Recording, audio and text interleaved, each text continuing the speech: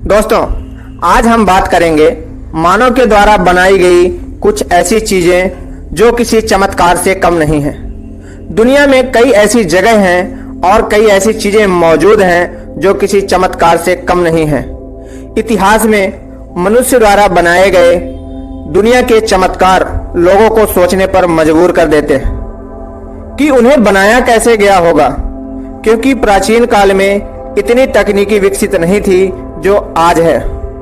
आज हर तरह की सुख सुविधाएं और मशीनें विकसित है। दोस्तों, आज की हम बात करें तो आज का मानव उस तरह के कलाकृतियों को भी नहीं बना सकता, क्योंकि आज हमारे पास वह तकनीकी तो है परंतु वह कलाकृति नहीं है। लेकिन इतिहास में मानव के द्वारा बनाई गई चीजें आज किसी अजूबे से कम नहीं हैं। दोस्तों, आप विश्व के 7 अजूबों के बारे में तो जरूर सुना होगा। शायद आप दुनिया के उन अजूबों के बारे में जानते भी होंगे और जानना भी चाहते होंगे। लेकिन क्या आपको पता है भारत के बारे में, भारत के 7 अजूबों के बारे में, कि भारत के 7 अजूबे कौन कौन से हैं? दोस्तों, सबसे पहले हम दुनिया के 7 अजूबों के नाम जान लेते हैं, देख लेते हैं, फिर इसके बाद अपने भारत के 7 अजूबों के बारे में विस्तृत चर्चा करेंगे। सन 1999 में स्विट्जरलैंड में इन 7 अजूबों को चुनने की पहल की गई थी। इसके लिए वहां एक फाउंडेशन बनाया गया था और इस फाउंडेशन ने एक वेबसाइट बनाई जिसमें दुनिया के 200 धरोहरों की लिस्ट बनाई गई और लोगों से वोट के जरिए इन अजूबों को घोषित किया गया, जिसमें पहले नंबर पर आता है कोलोसियम और दूसरे नंबर पर है चिचेन इजा, तीसरे नंबर पर आता है माचू पिचू, चौथे नंबर पर आता है क्राइस्ट द रिडीमर, पांचवा है पेट्रा, छठे नंबर पर आता है वॉल ऑफ चाइना, चाइना की सबसे बड़ी दीवार, और लास्ट आता है 7वें नंबर का हमारे भारत देश का धरोहर ताजमहल। दोस्तों, अब हम भारत के 7 अजूबों के बारे में बात करें तो भारत के 7 अजूबों में पहला आता है स्वर्ण मंदिर। यह मंदिर सिख समुदाय का तीर्थ स्थल माना जाता है। यह मंदिर पंजाब के अमृतसर में स्थित है और इसे भगवान का घर भी कहा जाता है। और शायद आपको एक बात नहीं पता होगी कि यह मंदिर सिख समुदाय के सबसे पुराने गुरुद्वारों में से एक है। यह गुरुद्वारा सिर्फ भारत में ही नहीं बल्कि विश्व में प्रसिद्ध है। यह अपनी बनावट और नक्काशी के लिए जाना जाता है। इसके चारों तरफ एक सरोवर है जो इसकी सुंदरता में 4 चांद लगाता है। इस मंदिर को काफी भव्य तरीके से बनाया गया है और इसे देखने के लिए दूर दूर से पर्यटक आते रहते हैं। दोस्तों, अब बात करते हैं दूसरे नंबर की। तो दूसरे नंबर पर भारत का गोमतेश्वर, अथवा जिसे हम श्रवणबेलगोला के नाम से जानते हैं। जैसा कि आप जानते हैं, गोमतेश्वर के नाम से मशहूर यह मूर्ति कर्नाटका में स्थित है। ऐसा माना जाता है कि इस मूर्ति को 1883 ईस्वी में एक बड़े पत्थर को तराशकर बनाया गया था। इस मूर्ति की ऊंचाई लगभग 60 फीट है। अब आप अंदाजा लगा सकते हैं दोस्तों, इस विशाल मूर्ति को एक पत्थर में से कैसे काटकर बनाया गया होगा, इसे इतनी ऊंचाई पर कैसे रखा गया होगा। इसी कारण यह किसी अजूबे से कम नहीं है। दोस्तों, तीसरे नंबर पर आता है नालंदा विश्वविद्यालय। यह विश्वविद्यालय आज तो एक खंडहर के रूप में है और यह बिहार की राजधानी पटना से लगभग 100 किलोमीटर दूर है।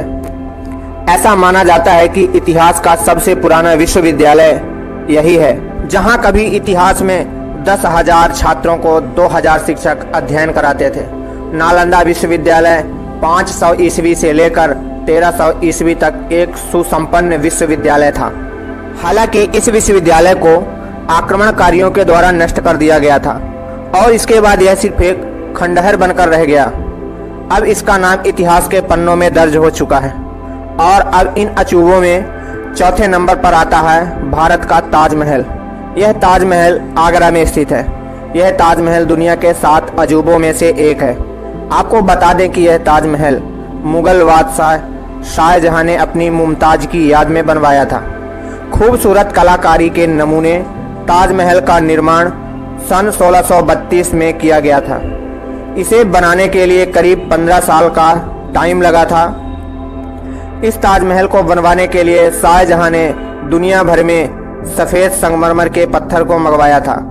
सफ़ेद संगमरमर से बना ताजमहल पूरी तरह सफ़ेद है। इसके चारों ओर बगीचा बना हुआ है और इसे देखने के लिए दुनिया भर से पर्यटक आते रहते हैं। अब 5वें नंबर की बात करें तो यहाँ 5वें नंबर पर आता है कोणार्क का सूर्य मंदिर।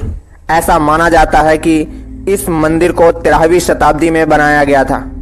दोस्तों, अद्भुत वास्तुकला से निर्मित यह नमूना भारत के सबसे बड़े मंदिरों में से एक है।